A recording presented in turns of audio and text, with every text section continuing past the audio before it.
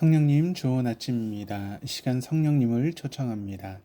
오늘도 내 안에 오셔서 하나님을 기쁘시게 드릴 것을 소원하게 해주세요. 오늘 말씀을 통해 구체적으로 무엇을 해야 할지를 깨닫게 해주세요. 깨달은 것을 삶 속에서 실천할 수 있도록 도와주세요. 아멘. 오늘 함께 나누실 하나님 말씀은 출애굽기 14장 1절에서 20절까지 말씀입니다.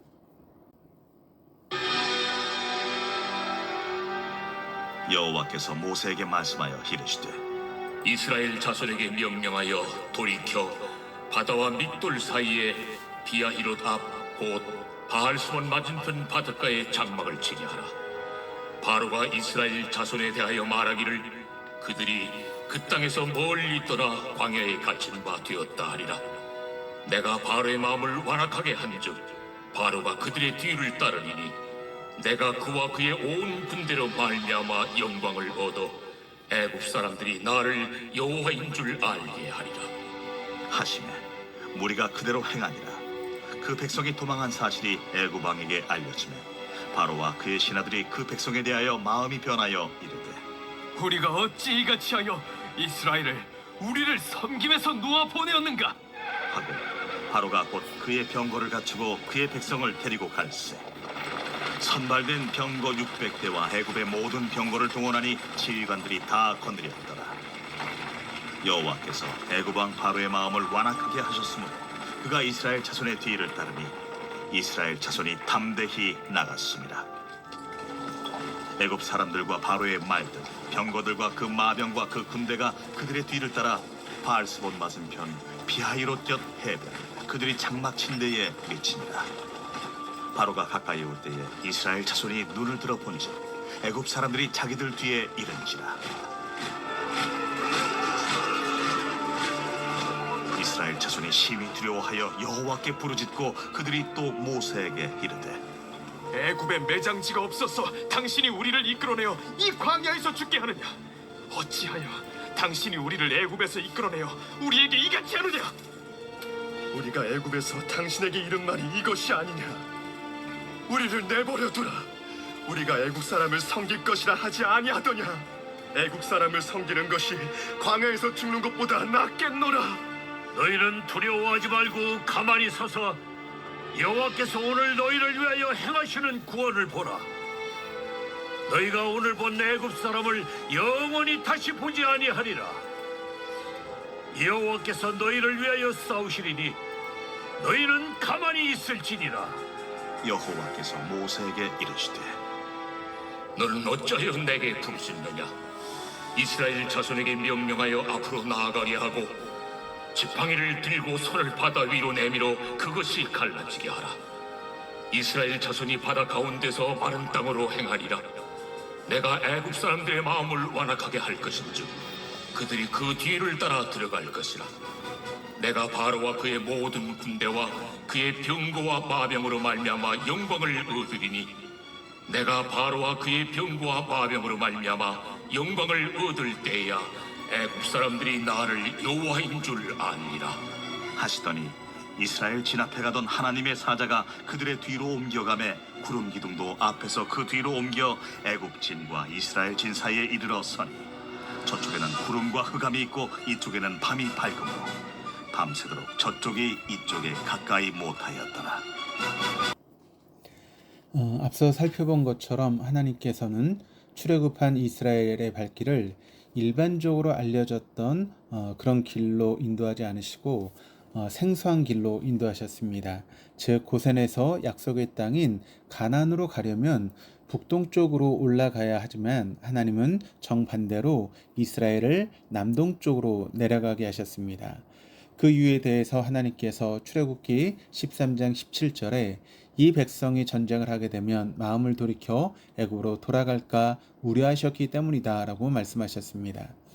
오늘 본문에 의하면 하나님이 이스라엘을 인도하신 장소가 2절 말씀에 바다와 믹돌 사이에 비하히롯 앞 곧 바알스본 맞은편 바닷가라고 증거하고 있습니다.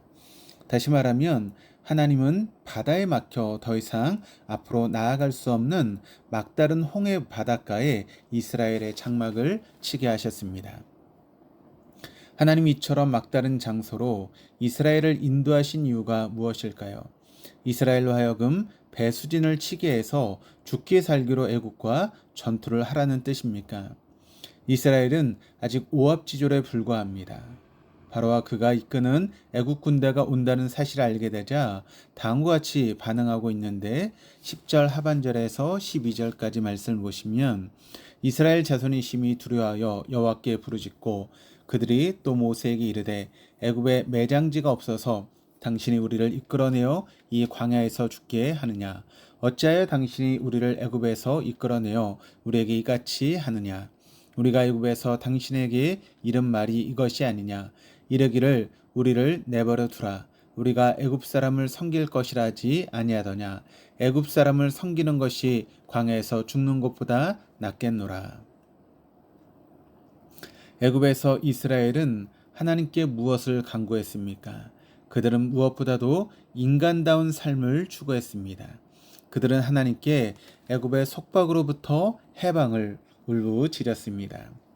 그런데 그들의 소망대로 자유인이 된 그들에게 죽음이라고 하는 공포가 밀려오자 그들은 오히려 하나님과 모세를 원망하며 노예로 사는 편이 낫다라고 합니다. 상식적으로 출애굽한 수백만 명의 이스라엘 백성이 물도 먹을 것도 제대로 없는 광야로 간다라고 하는 것은 마치 자살행위와 같습니다. 그러나 모세는 하나님 말씀에 따라 백성들을 이끌고 광야로 들어갔고 역시 하나님 말씀대로 막다른 홍해 바닷가에 이르렀습니다. 하나님께서는 이스라엘을 막다른 홍해로 인도하신 이유에 대해서 다음과 같이 말씀하고 있는데 4절과 18절 말씀해 보시면 애굽 사람이 나를 여호와인 줄 알게 하리라 라고 말씀하고 있습니다. 본문에서의 애굽 사람은 문자 그대로 애굽 백성만을 한정하는 의미가 아닙니다. 당시 최대의 강대국이었던 애굽은 아직 하나님을 모르는 온 세상을 의미합니다. 여기에는 이스라엘도 포함되고 출애굽 여정 중에 거치는 모든 나라와 가나안은 물론 온 세상을 뜻합니다. 그러면 어떻게 세상이 하나님이신 줄 알게 될까요? 하나님께서 말씀하십니다. 4절 말씀입니다. 내가 바로의 마음을 완악하게 한즉 바로가 그들의 뒤를 따르리니 내가 그와 그의 온 군대로 말미암아 영광을 얻어 애굽 사람이 나를 여호와인 줄 알게 하리라. 하나님께서 바로의 마음을 완악하게 하셔서 그들이 이스라엘을 쫓아올 것이다 라고 하십니다. 하나님은 주권자이십니다. 주권자이신 하나님께서 그의 마음을 얼마든지 돌이키실 수 있음에도 그를 완악한 상태로 두신다라고 하는 것처럼 무서운 벌은 없습니다. 하나님 말씀대로 이스라엘이 막다른 홍해의 바닷가에 도달했다는 소식에 바로와 그의 신하들은 마음이 완악해졌습니다.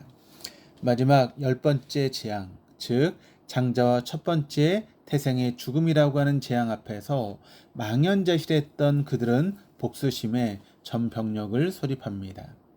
5절에서 7절입니다.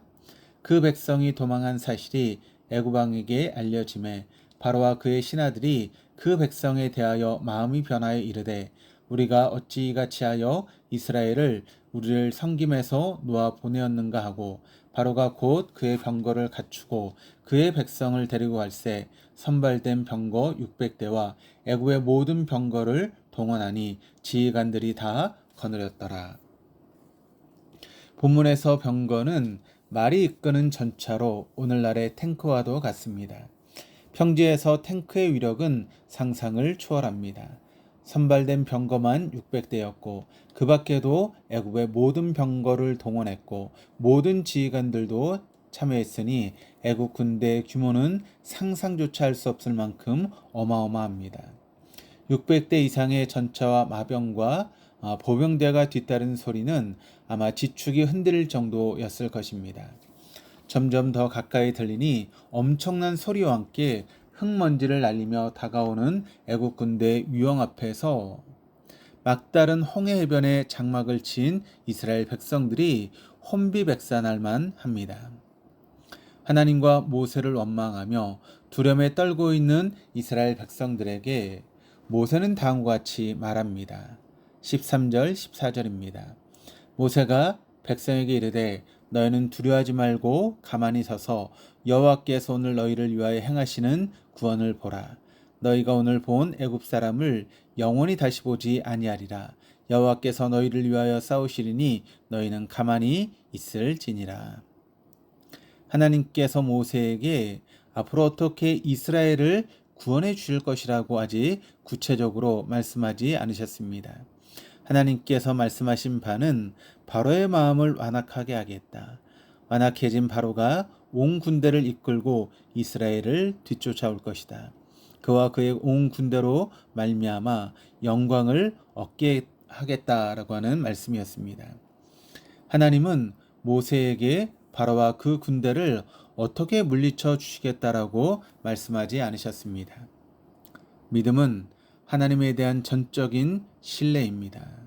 모세는 애굽이라고 하는 구렁텅이 속에서 고통받던 이스라엘을 애굽으로부터 구원해 주신 하나님을 전적으로 신뢰했습니다.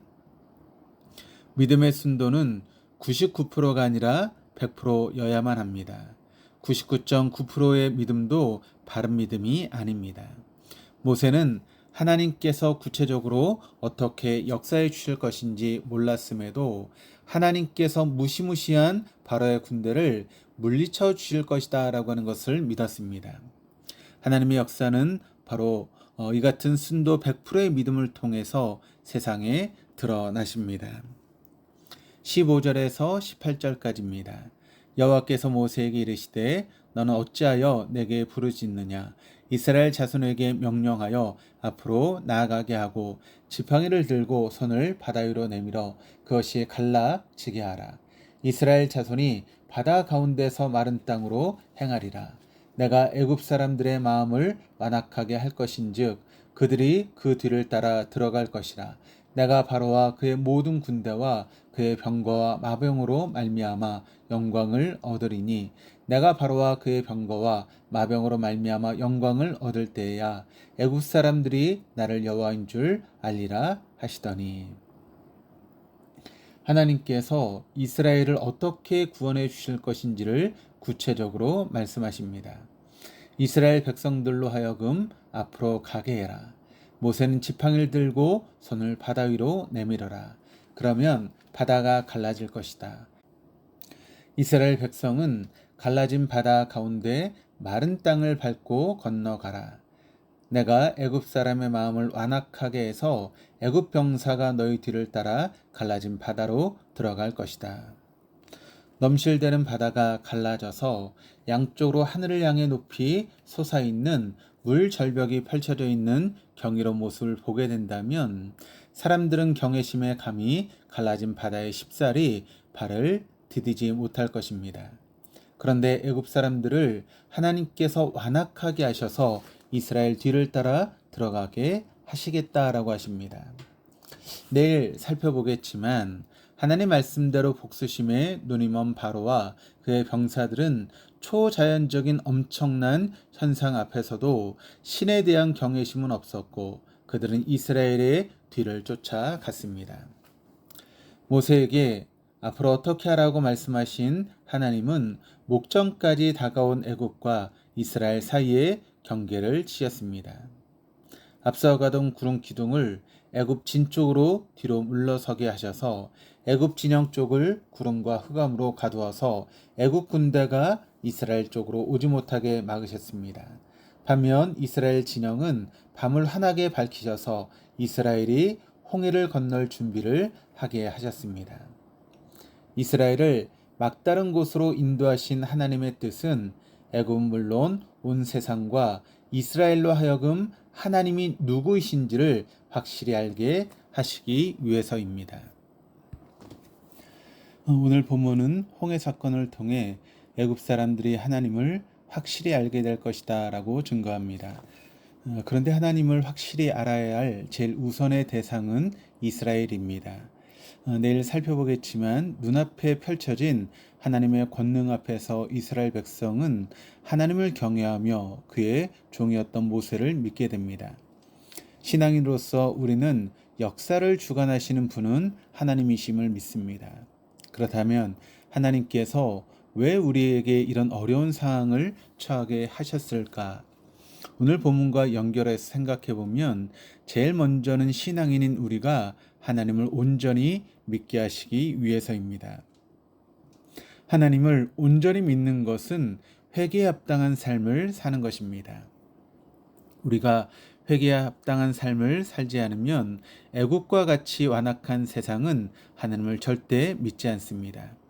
어려운 상황에 처할 때일수록 우리가 모세와 같이 하나님 말씀을 전적으로 신뢰하고 하나님의 말씀에 순종하며 회개에 합당한 삶을 살 때 우리를 통해 하나님이 이 땅에 역사하신다는 사실을 잊지 마시기를 바랍니다. 기도하시겠습니다.